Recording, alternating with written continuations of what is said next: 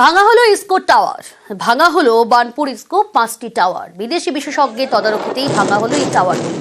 ভাঙা হলো ব্রিটিশ আমলের কুলিং প্লান্ট, কয়েক সেকেন্ডে ধূলিসাৎ টাওয়ার।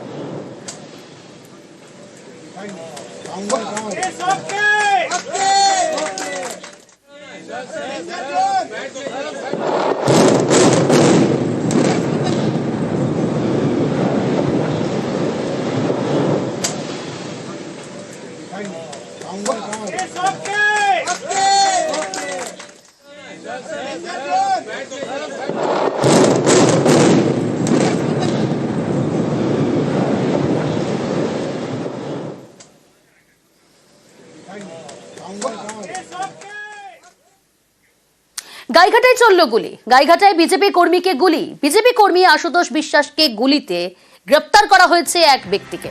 ধৃত তপন বালাও বিজেপি কর্মী বলেই পরিচিত। ব্যবসায়িক কারণে গুলি বলে অনুমান। ঠাকুরনগর স্টেশনের স্ত্রীকে ট্রেনে তুলতে গিয়েছিলেন তিনি। বাড়ি ফেরার পথেই হামলা। রক্তাক্ত অবস্থায় বিজেপি কর্মীকে উদ্ধার।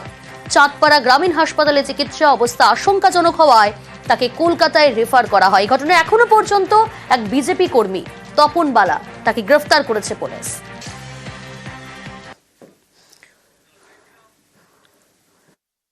সকালবেলা আমি ফুল বেছি, আমার স্টেশনে সকাল ট্রেনে তুলে দিয়া 5:40 ট্রেনে তুলে দিয়ে ও বাড়ি প্রতিদিন।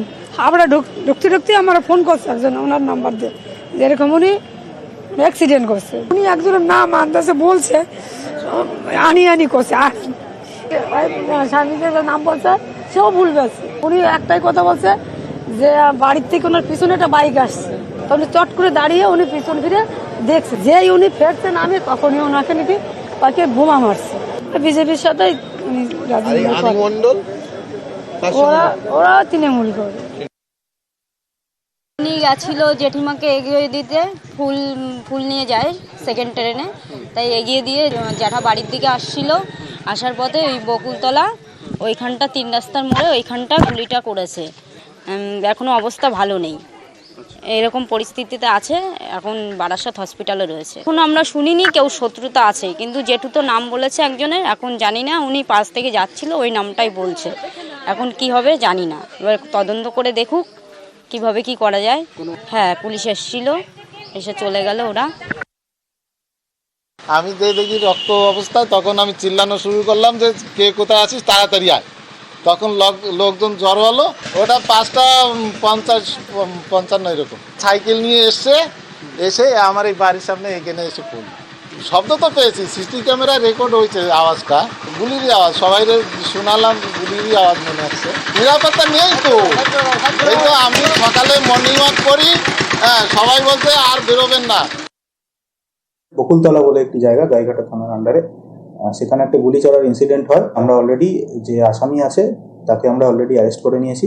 ইনজিওর্ড আছেন, উনি এখন চিকিৎসাধীন। আমরা প্রাথমিক তদন্তে আমরা জানতে পারছি যে যিনি গুলিবিদ্ধ হয়েছেন এবং যিনি অ্যাকিউজড অ্যারেস্ট হয়েছেন, দুজনেই পরিচিত হিসেবে বিজেপি কর্মী হিসাবে পরিচিত। গ্রেফতার হয়েছে, তার নাম হচ্ছে তপন বালা। প্রাথমিকভাবে আমাদের তদন্তে মনে হচ্ছে যে এটা ব্যবসায়িক কারণে আমাদের এটা গুলি হয়েছে। বাকি আরো কেউ জড়িত আছে কিনা, আশেপাশের লোকেরা কি বলছে, সব আমরা খতিয়ে দেখছি।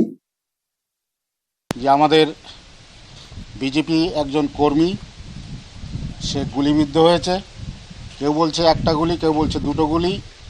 সে এখন বারাসাত হসপিটালে আছে। তো আমরা বিষয়টা তো বুঝতে পারছি না, আগে পেশেন্টের চিকিৎসাটা করি, পরবর্তীতে বিষয়টা আমরা দলগতভাবে ভীষণভাবে দেখব যে আজকে রামনবমীর দিন ভোরবেলা যেভাবে আমাদের কর্মীকে গুলি করা হলো, এটা মোটেই ভালো জিনিস নয়।